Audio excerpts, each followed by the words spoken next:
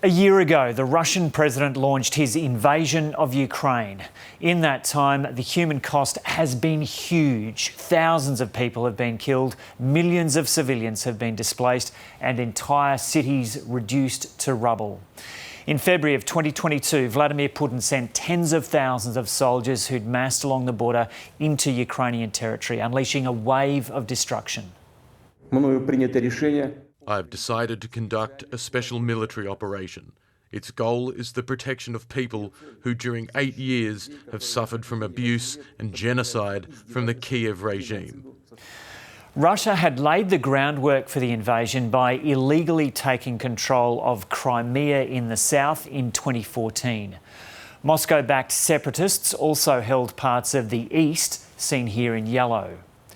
That allowed Vladimir Putin's troops to rapidly advance, seen here in red, taking major parts of the south, including the city of Kherson. They also occupied the shaded areas in the east and the north. From the north, Moscow's forces made it to the very outskirts of the capital, Kyiv, within weeks.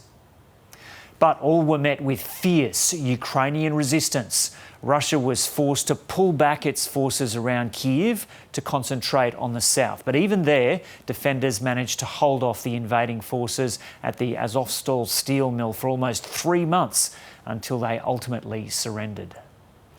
Weapons from the west helped Ukraine push Russian forces back from much of the north, and by October, Kyiv had made major headway in defending its territory, taking back parts of the south and large parts of the east, including Kharkiv, shown in blue.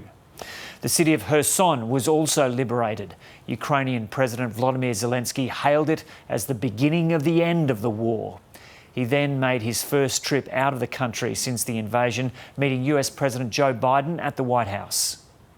Against all odds and doom and gloom scenarios, Ukraine didn't fall.